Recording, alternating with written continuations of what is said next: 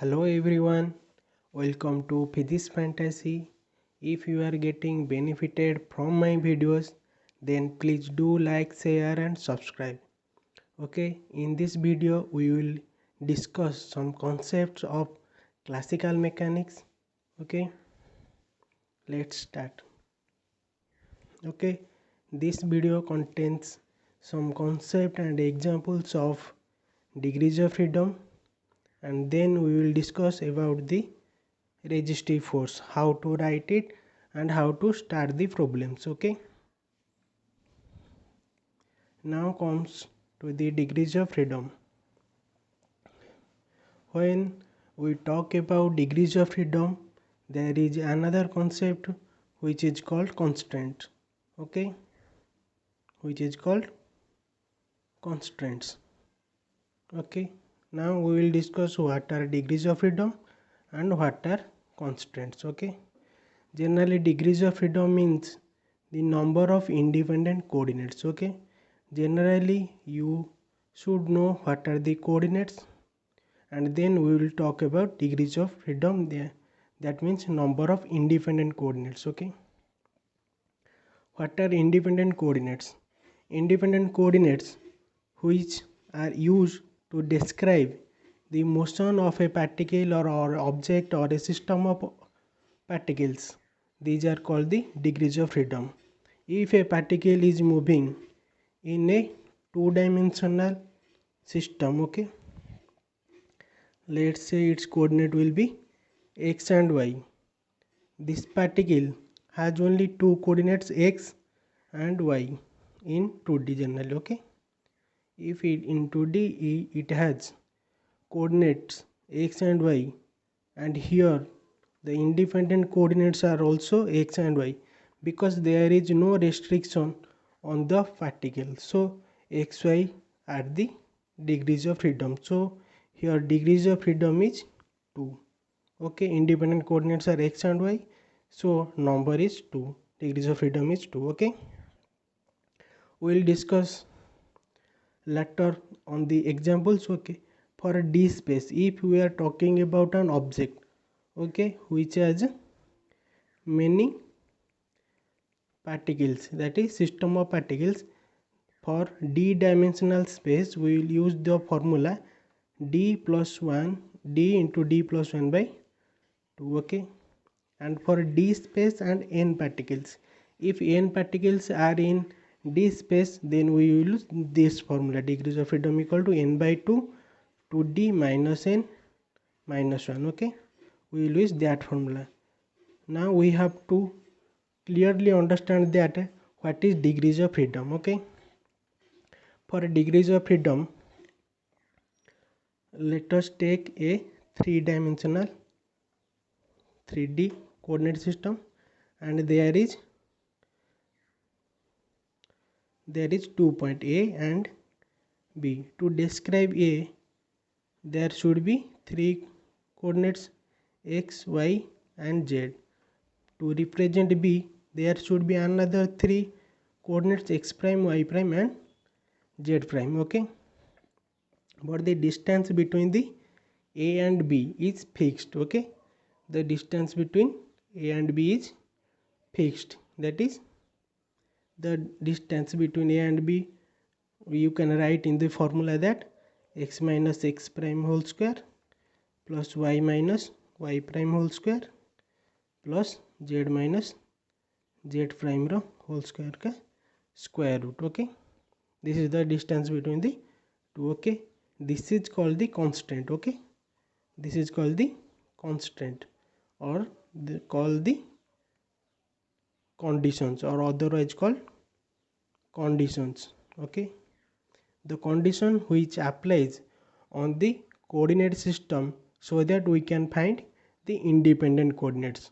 Okay, to find independent coordinates, okay, to find independent coordinates, for independent coordinates, independent coordinates which is equal to total coordinates. Okay, total coordinates means If there is a single particle in a 3-dimensional, then number of total coordinates will be 3. If there are 2 particles in a 3 dimension, then total number of coordinates will be 6, like that. Okay, then total coordinates minus the constants. Okay, minus the constants, or call the conditions. If we consider the previous problem, then what will be its degrees of freedom? Okay, for 3-dimensional, if there are 2 particles A and B and one condition applies, then total number of coordinates will be 3 into 2, that is 6, minus 1 conditions, that is 1, which will be 5. Okay, degrees of freedom will be 5. I think you have cleared about the degrees of freedom. Okay, for if there is a system of particles, you have to use this formula, and when there is n particles in d-dimensional space, you have to use this formula. Okay, let's have some examples. If a particle in 3-dimensional or 2-dimensional or 1-dimensional or higher dimensional, okay, the number of coordinates will be its degrees of freedom, as there is no constraints on it or conditions are applied on it. So the number of coordinates equal to the number of independent coordinates, that is the degrees of freedom. If a particle in 3-dimensional, then its degrees of freedom will be 3. If a particle in 2-dimensional, then its degrees of freedom will be 2. If a particle is moving in 1-dimensional, then its degrees of freedom will be 1. Okay, now we'll discuss some more example on a single particle, because this is a main problem which comes a lot in different competitive exams. Okay, we will discuss a more. If you are taking a particle which is moving on a plane, okay, here no concept of coordinate system is given, but you know that if a plane is given, you can consider it is at 2-dimensional. Okay, if you consider it as 2-dimensional, okay, if a particle is moving in a plane, then what should be its degrees of freedom? Its degrees of freedom will be equal to how much? Will be equal to 2. Okay, now consider the another one. Okay, if a particle, okay, if a particle is moving a 3-dimension, okay, is moving in a 3-dimension, but the xy coordinates are fixed. Okay, if a particle is moving in a 3-dimension but its xy coordinates are fixed, that means it is moving along the z direction. Okay, that means it is moving along z direction. Okay, y and z. If xy coordinates are fixed, then the particle have to move along z coordinate. Okay, so here degrees of freedom will be 1. Okay, sometimes if the particle is in 3-dimension, it has degrees of freedom 3. If 2 coordinates are fixed, that means 2 conditions are applied on it or 2 constants are applied on it, so degrees of freedom will be 1. Okay, another question. If a sinusoidal curve is given, okay, a sinusoidal curve is given and a particle has to move on the sinusoidal path. Okay, a particle A has to move on a sinusoidal path, then what will be its degrees of freedom? Its degrees of freedom will be 1. Okay, how should you know? आप कैसे जानते हो? ऐसे, look here. Okay, कैसे जानते हो? Okay, the sinusoidal curve is drawn in 2-dimensional plane. Okay, 2-dimensional plane. So A has 2 coordinates, okay, x and y. That means, and one constant is what? The curve. Okay, it has to move on the curve, that is y equal to sin x. Y equal to sin x is the constant or the conditions applied on it. So total number of coordinates 2 and 1 is the condition, so total number of degrees of freedom is 1. And another way you can find that another way how to find, you have to look out very carefully that in which path the particle is moving. If particle is moving on a line, then its degrees of freedom will be 1. If a particle is moving on a plane, then its degrees of freedom will be 2. If a particle is moving in space, then its degrees of freedom will be 3. Okay, here the sinusoidal path seems to be a line. Okay, so if a particle follows that path, then you can consider it as a one dimensional. Okay, so here the degrees of freedom should be 1. Okay, let us consider another one. If a sphere is given, okay, if a sphere is given and a particle has constraint to move, or a man or a student or a child or a particle, anything you can say, and it has radius r. Okay, if a particle has to move around the sphere or on the sphere, then what is the degrees of freedom? Degrees of freedom will be 2. How? If we consider it in my mathematical way, okay, sphere means 3-dimensional, so particle has 3 coordinates. Okay, total number of coordinates is 3. And constants, how much constants? For a sphere, as you know, what is equation? X square plus y square plus z square equal to r square.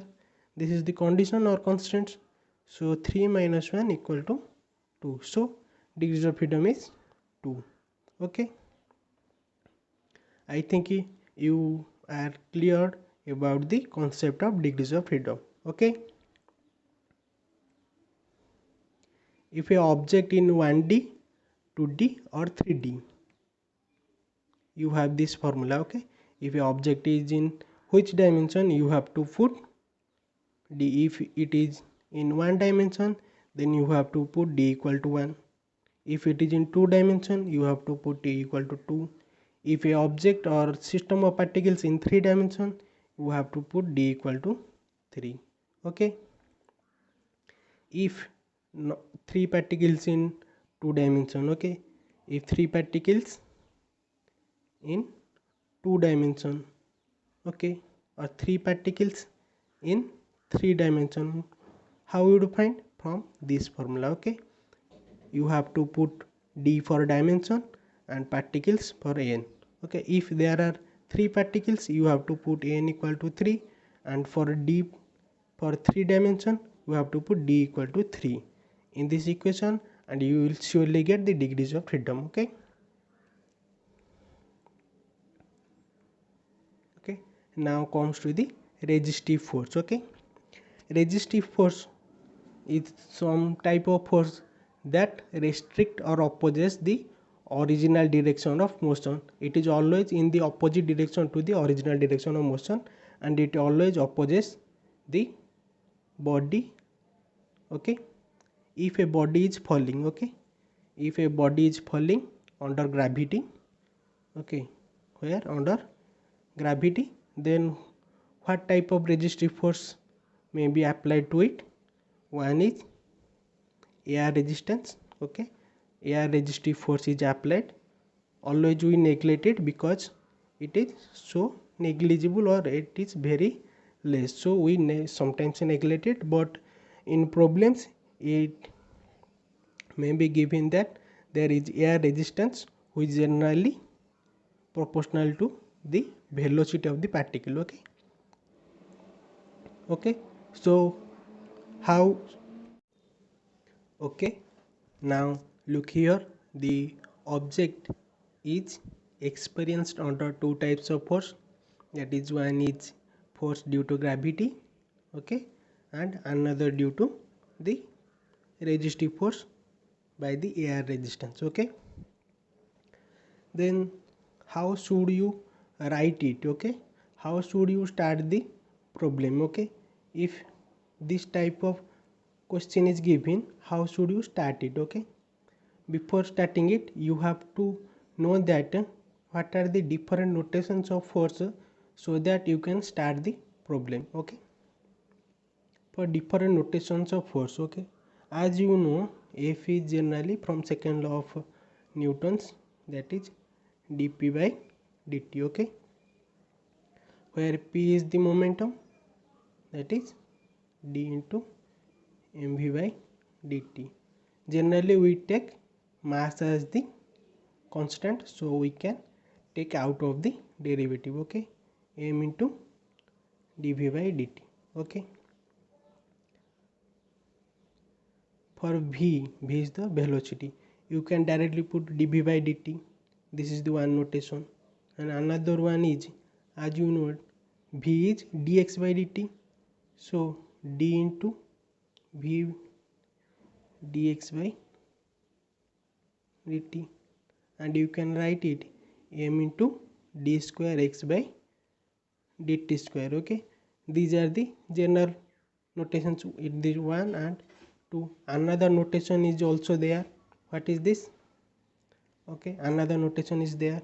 Okay, m into dv by dt, and by chain rule you can also write that dv by dx into dx by dt. Okay, now you know that dx by dt is velocity, so you can write it as m into v into dv by dx. Okay, when there is a problem which asks to find the relation between velocity and the displacement, you have to find there are some certain questions where you have to find velocity and time, or there is some questions it may ask displacement or time. Okay, you have to put according to the questions. Okay, for velocity and time you have to put m into dv by dt. If it is asked between relation between x and t, you can write m into d square x by dt square. Okay, if it is asked velocity and displacement, then you can write this one, m into v into dv by dx. Now we will discuss how to write the equation for the resistive force. Okay, for a particle or object falling under gravity, it will experience gravitational force, and another one is the resistive force. Let us consider the resistive force is proportional to the square of the velocity. Okay, now we can write it, force equal to mg minus kv square. Okay, and according to, you can put here your notations. Okay, if it is given velocity between displacement, you can put according to the question. Okay, thank you. Keep supporting me and subscribe my channel.